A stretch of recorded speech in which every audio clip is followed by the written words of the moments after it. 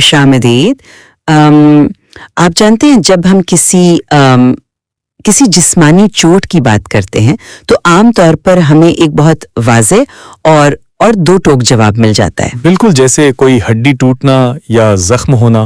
ہاں بالکل، فرض کریں آپ کے ہاتھ کی ہڈی ٹوٹتی ہے، آپ ہسپتال جاتے ہیں، ایکس رے ہوتا ہے اور اس سیاہ فلم پر ایک ٹوٹی ہوئی سفید لکیر بالکل نمایاں ہو جاتی ہے۔ ڈاکٹر بس اس لکیر کی طرف انگلی سے اشارہ کر کے کہتا ہے دیکھیں یہ رہی خرابی اور یہ رہا اس کا علاج۔ بالکل، اور سچ پوچھیں تو اس قطعیت میں یا اس کلیرٹی میں انسان کے لیے ایک بڑی تسلی چھپی ہوتی ہے۔ میرا مطلب ہے ہاں، ہمیں وہ چیزیں پسند ہیں جنہیں ہم دیکھ سکیں، ہے نا؟ بالکل، جنہیں ہم اپنی آنکھوں سے دیکھ سکیں، ناپ سکیں اور ایک مخصوص خانے میں رکھ سکیں۔ ہڈی ٹوٹی ہے تو پلاسٹر چڑھے گا، بات ختم۔ بالکل ایسا ہی ہے، لیکن پھر جب آپ انسانی نفسیات، بچپن کے صدمات اور اس کے بعد کی جو بحالی کی دنیا ہے اس میں ایک قدم رکھتی ہیں تو اچانک وہ ایکس رے مشین کام کرنا چھوڑ دیتی ہے۔ کیونکہ نفسیاتی زخموں کی کوئی تصویر نہیں کھینچی جا سکتی۔ صحیح۔ اور ہم آج جس مصنفہ کی ذاتی داستان اور یادداشتوں پر بات کر رہے ہیں اس میں یہ نفسیاتی تاریکی بڑی گہرائی سے بیان ہوئی ہے۔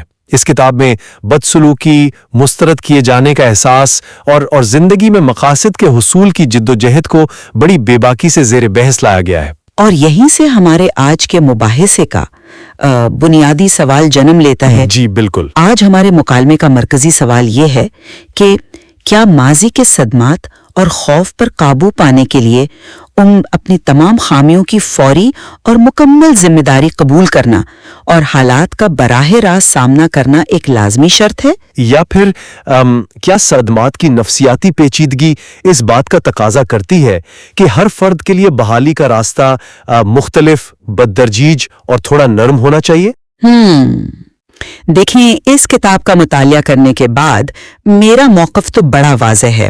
میں سمجھتی ہوں کہ سچائی کا بلا خوف سامنا اور مکمل ذاتی ذمہ داری ہی انسان کو حقیقی معنوں میں آزاد کرتی ہے۔ اور میرا نقطہ نظر اس سے تھوڑا مختلف ہے۔ اگرچہ ذمہ داری کا تصور یقیناً اہم ہے، لیکن میرا موقف یہ ہے کہ صدمات سے نمٹنے کے لیے ایک ہی سخت اصول سب پر لاگو نہیں کیا جا سکتا۔ لیکن کیوں؟ کیا یہ خود کو دھوکہ دینے والی بات نہیں؟ نہیں، دیکھیں، یہ سوچ کہ ہر صدمے کا علاج فوری اور براہ راست تصادم ہے، یہ دراصل اس بات کو یکسر نظر انداز کرتی ہے کہ صدمہ انسانی دماغ کے ساتھ کرتا کیا ہے۔ دلچسپ بات یہ ہے کہ خود اس کتاب کے اندر ہی ایسے واقعات موجود ہیں جو بتاتے ہیں کہ بحالی کا راستہ کبھی بھی ایک سیدھی لکیر نہیں ہوتا۔ اچھا، اگر ہم مصنفہ کی بنیادی دلیل کو دیکھیں نا تو وہ ایک بہت ہی کڑوا لیکن حقیقت پسندانہ سچ ہمارے سامنے رکھتی ہیں۔ ان کا کہنا ہے کہ ماضی میں ہونے والی زیادتیاں یا بدسلوکی وہ آپ کے آج کے برے رویے کی وجہ تو یقیناً ہو سکتی ہیں، صحیح، لیکن وہ اس رویے کو عمر بھر برقرار رکھنے کا بہانہ ہرگز نہیں بن سکتی۔ میرا مطلب ہے ہم اکثر اس فرق کو مٹا دیتے ہیں۔ ہم سوچتے ہیں کہ چونکہ ہمارے ساتھ برا ہوا ہے اس لیے اب ہمیں برا برتاؤ کرنے کا لائسنس مل گیا ہے۔ میں مانتا ہوں کہ یہ رجحان موجود ہے، لیکن ایک منٹ، مصنفے نے بائبل سے یوحنا کی انجیل کا حوالہ بھی دیا ہے نا کہ سچائی آپ کو آزاد کرے گی۔ بالکل، لیکن اس سچائی کی نوعیت کیا ہے؟ یہ سچائی اس بارے میں نہیں ہے کہ کس نے آپ کے ساتھ کتنا برا کیا۔ یہ سچائی دراصل آپ کی اپنی ذات کے بارے میں ہے۔ ٹھیک ہے، ذاتی سچائی۔ ہاں، جب تک آپ یہ تسلیم نہیں کرتی کہ آپ کی خوشی، آپ کا سکون اور آپ کے مستقبل کی سمت آپ کے اپنے ہاتھ میں ہے، آپ آزاد نہیں ہو سکتی۔ آپ اپنے ماضی کے ظالموں کو اپنے مستقبل کا فیصلہ کرنے کا اختیار کیسے دے سکتی ہیں؟ یہ خود احتسابی ہی آزادی کی واحد کنجی ہے۔ میں آپ کی اس بات سے اتفاق کرتا ہوں کہ ماضی کے ظالموں کو مستقبل کا فیصلہ نہیں کرنے دینا چاہیے۔ یہ انفرادی ذمہ داری کا تصور سننے میں بہت پرکشش لگتا ہے، جیسے کوئی ترغیبی تقریر ہو۔ یہ صرف تقریر نہیں ہے، یہ عملی حقیقت ہے۔ لیکن جب ہم بس یہ کہہ دیتے ہیں کہ اپنی ذمہ داری خود قبول کرو تو دراصل ہم اس بات کو نظر انداز کر رہے ہوتے ہیں کہ خوف اور صدمہ کوئی لباس نہیں ہے جسے آپ مرضی سے اتار سکیں۔ یہ ایک جسمانی اور اعصابی کیفیت ہے۔ اعصابی کیفیت؟ ہاں، ہم اسی کتاب سے مصنفہ کی ماں کی مثال لیتے ہیں، آپ کو یاد ہے؟ ہاں بالکل۔ اس ماں نے اپنی بیٹی کے ساتھ اپنے ہی شوہر کی زیادتی کو دیکھا، لیکن معاشرتی بدنامی یعنی اسکینڈل کے خوف نے اسے اس قدر مفلوج کر دیا کہ اس نے حقائق سے نظریں چرائیں، اور اس کا نتیجہ کیا نکلا؟ وہ ایک مکمل اعصابی بریک ڈاؤن کا شکار ہو گئی تھی۔ بالکل۔ اب اگر ہم اس ماں کے رویے کو محض ایک بہانہ کہہ کر مسترد کر دیں تو یہ سراسر زیادتی ہوگی۔ میرا مطلب ہے خوف کوئی بہانہ نہیں ہوتا۔ لیکن کیا اس خوف نے کسی کا فائدہ کیا؟ فائدہ نہیں کیا، لیکن جب آپ کا دماغ مسلسل خطرے کی گھنٹی بجا رہا ہو تو آپ کا اعصابی نظام سوچنے سمجھنے کی صلاحیت کھو دیتا ہے۔ یہ ایک طاقتور جال ہے جس سے نکلنے کے لیے صرف ڈانٹ ڈپٹ نہیں بلکہ ہمدردی اور ایک محفوظ ماحول کی ضرورت ہوتی ہے۔ ہاں، لیکن سوال یہ ہے کہ ہم اس ہمدردی کی آڑ میں کب تک تباہی کو برداشت کرتے رہیں گے؟ آپ اسے تباہی کہہ رہی ہیں، لیکن یہ تباہی ہی ہے نا۔ جب ہم اپنے اندر کے خوف کو حل نہیں کرتے تو وہ خاموشی سے نہیں بیٹھتا، بلکہ وہ ہمارے ارد گرد کے لوگوں اور رشتوں کو دیمک کی طرح چاٹنا شروع کر دیتا ہے۔ دیکھیں، مصنفہ نے اپنی کتاب میں مسترد کیے جانے کے احساس کی جڑ، جسے وہ روٹ آف ریجیکشن کہتی ہیں، اس کا ایک بہت گہرا تصور پیش کیا ہے۔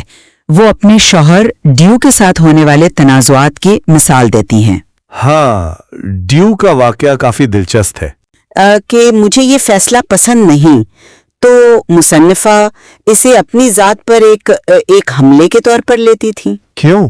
کیونکہ ان کا ماضی ایسا تھا؟ بالکل، کیونکہ جب بچپن میں آپ کو بدترین انداز میں مسترد کیا گیا ہو تو آپ کا دماغ ہر چھوٹی سی نفی کو بھی بقا کا مسئلہ بنا لیتا ہے۔ میں اسے ایک مثال سے سمجھاتی ہوں۔ جی بتائیں۔ یہ ایسا ہی ہے جیسے آپ نے ایک سرخ رنگ کا چشمہ پہنا ہوا ہو۔ اب آپ دنیا کی ہر سفید اور شفاف چیز کو دیکھیں گے تو وہ آپ کو خطرناک حد تک سرخ نظر آئے گی۔ چشمے کا رنگ آپ کا اندرونی صدمہ ہے۔ بالکل، چشمے کا رنگ آپ کا اپنا اندرونی صدمہ ہے، لیکن آپ مسلسل دنیا سے لڑ رہے ہیں کہ تم سب سرخ کیوں ہو۔ میرا مطلب ہے پختگی تو اسی بات میں ہے کہ آپ کو احساس ہو کہ خرابی دنیا میں نہیں، اس چشمے میں ہے جو آپ نے پہن رکھا ہے۔ صحیح۔ اور یہ کام صدمے کو ڈھال بنا کر نہیں ہو سکتا۔ آپ کو وہ چشمہ، وہ ریجیکشن کی جڑ اکھاڑنی ہی پڑتی ہے۔ لیکن چشمہ اتارنے کی بات تو تب ہونا جب فرد کو یہ شعور ہو کہ اس نے کوئی چشمہ پہنا ہوا ہے۔ شعور تو لانا پڑے گا نا۔ آپ جس پختگی کی بات کر رہی ہیں وہ بحالی کے طویل سفر کی آخری منزل تو ہو سکتی ہے، لیکن وہ نقطہ آغاز ہرگز نہیں ہو سکتی۔ ایک متاثرہ شخص جس کا دماغ برسوں کے صدمے سے گزر کر ہر وقت سروائیول موڈ میں رہتا ہو، اس سے یہ توقع رکھنا۔ کیا توقع رکھنا؟ کہ وہ فوراً اپنے احساسات اور دوسروں کے خیالات کے درمیان ایک منطقی تفریق کر لے گا، یہ تھوڑا غیر حقیقت پسندانہ ہے۔ میں بتاتا ہوں کیسے۔ آپ نے ڈیو کی مثال دی، میں اسی داستان سے اس بھائی کی مثال پیش کرتا ہوں۔ اچھا، بھائی کی مثال۔ ہاں، جب ماں نے اپنی بیٹی کے ساتھ ہونے والی زیادتی کو نہیں روکا تو اس کے اندر ایک شدید احساس جرم پیدا ہوا۔ اب اس گلٹ نے کیا شکل اختیار کی؟ اس نے اپنے بیٹے کو بگاڑنا شروع کر دیا۔ بالکل، اس نے اس کا ازالہ کرنے کے لیے اپنی ساری توجہ اپنے بیٹے کی طرف موڑ دی اور اسے ہر غلطی پر بے جا چھوٹ دینا شروع کر دی۔ اس کا نتیجہ یہ نکلا کہ وہ بیٹا زندگی میں کبھی نظم و ضبط نہیں سیکھ پایا۔ اب ذرا نفسیات کے پہلو سے سوچیں، کیا ماں نے جان بوجھ کر شعوری طور پر یہ فیصلہ کیا تھا کہ وہ اپنے بیٹے کو بگاڑے گی؟ نہیں، یہ اس کے احساس جرم کا ایک انتہائی پیچیدہ غیر ارادی رد عمل تھا۔ میں سمجھ رہی ہوں آپ کی بات۔ جب تک ہم یہ نہیں سمجھیں گے کہ صدمہ کس طرح ہمارے رویوں کو ہائی جیک کر لیتا ہے، ہم بس لوگوں کو بہانے نہ بناؤ کے تانے ہی دیتے رہیں گے۔ چلے مان لیا کہ ایک غیر ارادی رد عمل ہے اور چشمہ اتارنا فوری طور پر ممکن نہیں ہے، لیکن پھر ہم اس مفلوج کر دینے والی کیفیت سے باہر کیسے نکلیں گے؟ بتدریج اور آرام سے۔ لیکن اگر ہم محض غیر ارادی رد عمل کی بنیاد پر انسان کو چھوٹ دے دیں تو میرا مطلب ہے وہ ساری زندگی اسی خول میں قید رہے گا۔ مصنفہ کی کتاب کا ایک بہت طاقتور حصہ وہ ہے جہاں وہ بتاتی ہیں کہ صدمے کے بعد فرار اختیار کرنا کتنا تباہ کن ہوتا ہے۔ فرار واقعی ایک مسئلہ ہے، اس سے میں انکار نہیں کر رہا۔ اور فرار کی شکلیں بڑی دلچسپ ہوتی ہیں، ہے نا؟ ہر شخص منشیات یا بری عادتوں کی طرف نہیں بھاگتا، کچھ لوگ خود کو دن رات کے کاموں میں غرق کر لیتے ہیں۔ بالکل۔ مصنفہ نے مذہبی سرگرمیوں یا کلیسیا کے کاموں میں حد سے زیادہ مصروف ہونے کو بھی ایک فرار قرار دیا ہے۔ آپ کو لگتا ہے کہ آپ خدا کی خدمت کر رہے ہیں، لیکن دراصل آپ اپنے اندر کے اس اندھیرے کا سامنا کرنے سے بھاگ رہے ہوتے ہیں۔ خود کو مصروف رکھ کر صدمے کو دبانا۔ جی، کتاب میں تاریخی کردار جونا کی شاندار مثال دی گئی ہے۔ جب اسے ننوا جا کر ایک مشکل کام کرنے کا حکم ملا تو وہ خوف کے مارے بالکل مخالف سمت ترشیس کی طرف بھاگ کھڑا ہوا۔ صحیح۔ کیا اس کا بھاگنا اسے سکون دے پایا؟ نہیں، وہ ایک مچھلی کے پیٹ میں تاریکی، بدبو اور تنہائی میں قید ہو گیا۔ جب آپ اپنے صدمے کا سامنا کرنے سے گریز کرتے ہیں تو آپ کی زندگی اس مچھلی کے پیٹ کی طرح بن جاتی ہے۔ باہر سے سب ٹھیک لگتا ہے لیکن اندر گھٹن ہوتی ہے۔ جب تک آپ ڈیوڈ کی طرح میدان میں اتر کر اپنے گولیت کا سامنا نہیں کرتے، آپ اس اندھیرے سے نہیں نکل سکتے۔ آپ نے یونا اور ڈیوڈ کی بڑی زبردست مثالیں دی ہیں، اور واقعی کبھی نہ کبھی تو اپنے خوف کی آنکھوں میں آنکھیں ڈالنی پڑتی ہیں، لیکن کیا؟ اور یہ ایک بہت بڑا لیکن ہے کہ آپ نے غور کیا کہ خود مصنفہ نے اپنی کتاب میں ایک جگہ واضح طور پر لکھا ہے کہ یہ بالکل بھی عقل مندی نہیں ہو سکتی کہ آپ جا کر اپنے بد سلوکی کرنے والے کا سامنا کریں۔ ہاں، یہ جملہ تو ہے۔ ذرا اس پر غور کریں۔ ایک طرف ڈیوڈ اور گولیت کے براہ راست تصادم کی بات ہو رہی ہے، اور دوسری طرف مصنفہ خود خبردار کر رہی ہیں کہ ظالم کے سامنے کھڑا ہونا ہمیشہ صحیح حل نہیں ہوتا، کیونکہ وہ خطرناک ہو سکتا ہے۔ بالکل، کیونکہ ہر فرد کا گولیات اس کے سامنے تلوار لے کر نہیں کھڑا ہوتا۔ بعض اوقات وہ گولیات اس کے بچپن کا ایسا کردار ہوتا ہے جسے دوبارہ دیکھنے سے انسان مزید گہرے صدمے یعنی ری ٹرامیٹائزیشن کا شکار ہو سکتا ہے۔ اچھا، تو پھر سامنا کرنے کا کیا مطلب ہوا؟ اسی لیے مصنفہ نے کہا کہ بعض اوقات اپنے درد کو کسی محفوظ مخلص دوست کے ساتھ بیٹھ کر بانٹنا بھی سامنا کرنا ہی کہلاتا ہے۔ یہ کتنی اہم بات ہے۔ سامنا کرنے کا مطلب ہمیشہ میدان جنگ میں اتر کر تلوار چلانا نہیں ہوتا۔ بعض اوقات اپنے دفاعی خول سے باہر آ کر کسی ایک شخص کے سامنے اپنے آنسو بہانا، اپنی کمزوری کا اعتراف کرنا، یہ اس سے کہیں بڑی بہادری ہے۔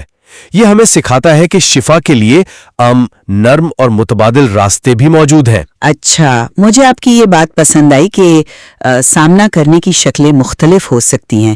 کسی محفوظ دوست سے بات کرنا واقعی پہلا قدم ہو سکتا ہے۔ بالکل۔ لیکن یہیں سے ایک اور مسئلہ جنم لیتا ہے۔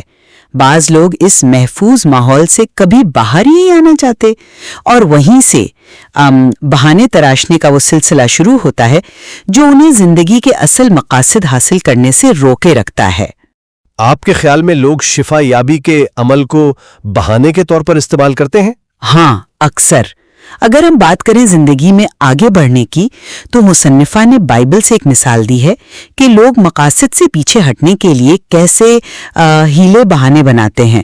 کسی نے کہا میں نے زمین خریدی ہے، کسی نے کہا میں نے بیلوں کی جوڑی خریدی ہے، کسی نے کہا میری نئی شادی ہوئی ہے۔ روزمرہ کی مصروفیات۔ بالکل، آج کی دنیا میں ہم کہتے ہیں میری فیملی ہے، میں بہت مصروف ہوں، میری عمر گزر گئی ہے۔ لیکن ذرا خود مصنفہ کی عملی زندگی کو دیکھیں۔ ہاں، ان کی جد و جہد کافی حیران کن ہے۔ جی، اس نے 42 سال کی عمر میں اپنا مشن شروع کیا، جب اس کے 3 نوعمر بچے اور ایک چھوٹا بچہ تھا۔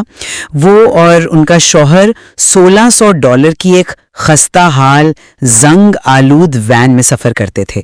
وین کے ٹائر بالکل گنجے ہو چکے تھے، اور وہ راتوں کو میکڈونلڈز کی پارکنگ میں سوتے تھے۔ بالکل، وہ میکڈونلڈز کی پارکنگ میں سوتے تھے تاکہ سفر کا خرچ بچا سکیں اور اپنی منزل کی طرف بڑھتے رہیں۔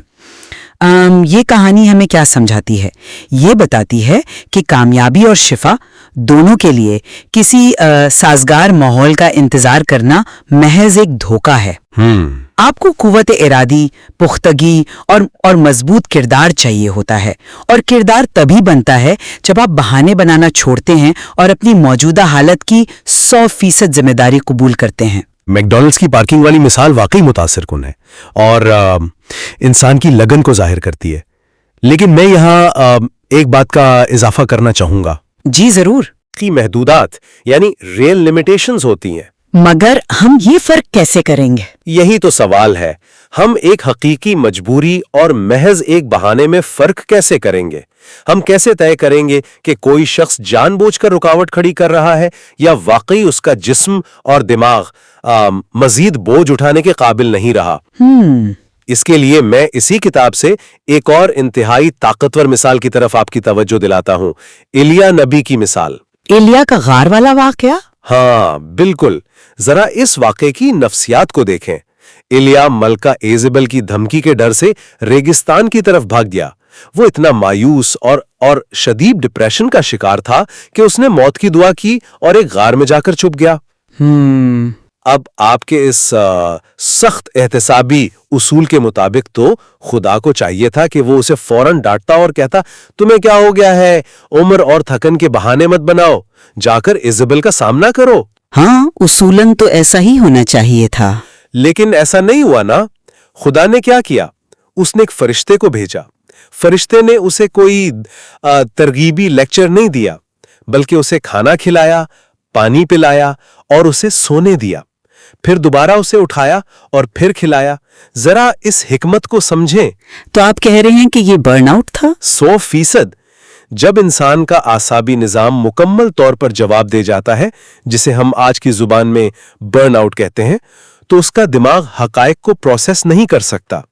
اسے زبردستی میدان جنگ میں دھکیلنا اس کی جان لینے کے مترادف ہے۔ ایلیا کو کسی نئے مشن کی نہیں بلکہ جسمانی اور ذہنی شفا کی ضرورت تھی، اور جب وہ ریچارج ہو گیا تب خدا نے اسے ایلیشا کو اپنا جانشین مقرر کرنے کا ایک نیا اور قدرے نرم فریم ورک دیا۔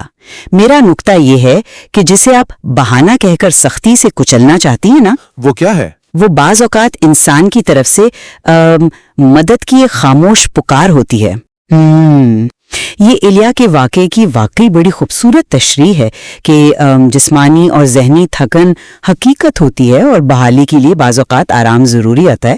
میں اس بات سے انکار نہیں کر سکتی کہ برن آؤٹ ایک حقیقی چیز ہے، جی بالکل، اور دماغ کو ریچارج ہونے کی ضرورت ہوتی ہے، لیکن ہمیں کہانی کے انجام کو بھی نہیں بھولنا چاہیے۔ ایلیا ہمیشہ کے لیے اس غار میں تو نہیں رہا نا؟ نہیں، اسے بالآخر نکلنا پڑا۔ بالکل، آرام کے بعد اسے بالآخر اٹھنا پڑا، غار سے باہر آنا پڑا اور اپنی ذمہ داری نبھانی پڑی۔ اگر وہ غار میں ہی بیٹھا رہتا تو پھر وہ واقعی ایک بہانہ بن جاتا۔ صحیح بات ہے۔ آج کی اس پوری بحث کو اگر ہم سمیٹے نا تو اس کتاب کا جو سب سے گہرا اور بنیادی پیغام مجھے سمجھ آتا ہے وہ انسان کی اپنی خود مختاری، آٹونمی کے گرد گھومتا ہے۔ آپ کا مطلب ہے کنٹرول اپنے ہاتھ میں لینا؟ جی، حالات چاہے کتنی ہی تکلیف دار کیوں نہ رہے ہوں آپ کے ساتھ بچپن میں، کتنی ہی سنگین بدسلوکی کیوں نہ ہوئی ہو، یا مسترد کیے جانے کے تلخ احساسات نے آپ کی روح کو کتنا ہی چھلنی کیوں نہ کر دیا ہو، حقیقت یہ ہے کہ سچائی کا وہ کڑوا گھونٹ آپ کو خود ہی پینا پڑتا ہے۔ کوئی اور آپ کے حصے کی لڑائی نہیں لڑ سکتا۔ کوئی بھی تکلیف، کوئی بھی عذر آپ کو اس بات سے بری نہیں کر سکتا کہ آپ کی خوشی، آپ کا امن اور آپ کی زندگی کا رخ اب آپ کے اپنے ہاتھ میں ہے۔ ماضی کی زنجیریں تبھی ٹوٹتی ہیں جب انسان اپنے آپ سے کہتا ہے کہ اب جو بھی ہے اس کی ذمہ داری میری ہے۔ اور میں اس بات سے مکمل اتفاق کرتا ہوں کہ اپنی ذات پر مسلسل ترس کھانا، یعنی سیلف پٹی کا شکار رہنا، یا ہمیشہ کے لیے مظلومیت کا لبادہ اوڑھ لینا کبھی بھی مسائل کا دیر پا حل نہیں ہو سکتا۔ بالکل، لیکن میں آج بھی اپنی اس بات پر قائم ہوں کہ یہ کتاب اس سیدھے سادے اصول سے کہیں زیادہ پیچیدہ انسانی نفسیات کی عکاسی کرتی ہے۔ میرا مطلب ہے، ہم انسان کوئی مشینیں نہیں ہیں جن کا پلگ نکال کر دوبارہ لگایا اور وہ ٹھیک ہو گئیں۔ ہاں، یہ تو ہے، ہم پیچیدہ ہیں، بہت پیچیدہ۔ خوف کوئی لفظ نہیں ہے جسے آپ لغت سے مٹا دیں، یہ انسان کے اعصاب کو مفلوج کر دینے والی حقیقت ہے۔ اور جب تبدیلی یا بحالی کے اس مشکل عمل کی بات آتی ہے تو ہر شخص کی رفتار، حالات کو سہنے کی طاقت اور طریقہ کار مختلف ہوتا ہے۔ ڈیوڈ کی طرح تلوار اٹھانا، کسی محفوظ دوست کے کاندھے پر سر رکھ کر رونا، یا ایلیا کی طرح کسی غار میں تنہائی اور آرام تلاش کرنا، یہ سب شفا کے مختلف رنگ ہیں۔ یہ کتاب ہمیں یہی سکھاتی ہے کہ بحالی ایک سیدھی لکیر نہیں ہے، یہ ایک ایسا سفر ہے جس میں احتساب کی سختی بھی ہے اور ہمدردی کی نرمی بھی۔ واقعی، اور مجھے لگتا ہے کہ ہم اس بات پر پوری طرح متفق ہیں کہ انسانی جدوجہد اور دکھ کی یہ داستانیں یک جہتی یا ون ڈائمینشنل نہیں ہیں، ان میں تہوں در تہوں معنی چھپے ہیں۔ بالکل۔ ہم اپنے سننے والوں کو یہ دعوت دیتے ہیں کہ وہ خود اس بات پر غور کریں کہ وہ اپنی زندگی میں ذاتی احتسابی کی اس کڑی سختی اور صدمے کے ساتھ درکار ہمدردی کی نرمی، ان دونوں کے درمیان ایک صحت مند توازن کیسے قائم کر سکتے ہیں۔ اور شاید ہمیں اسی لیے اپنے اس ابتدائی تشخیصی ایکس رے مشین کے استارے کی طرف واپس لوٹنا پڑے گا۔ X ray machine? ہاں، کیونکہ انسانی زندگی اور اس کی نفسیاتی الجھنوں میں ٹوٹ پھوٹ کی کوئی ایک واضح سفید لکیر نہیں ہوتی نا، جسے دیکھ کر سب کچھ فوری طور پر حل ہو جائے۔ بالکل درست کہا۔ یہ مشین دراصل انسان کے اندر چھپی ہوئی پوری کائنات اور اس کے زخموں کو ایکس رے نہیں کر سکتی۔ بعض اوقات شفا اندھیرے غاروں میں خاموش آرام سے شروع ہوتی ہے، اور بعض اوقات میدان جنگ میں اپنے خوف سے براہ راست ٹکرانے سے۔ آج کے لیے دی ڈیبیٹ سے اتنا ہی۔ ہمارے ساتھ اس فکری سفر پر جڑے رہنے کا بہت شکریہ۔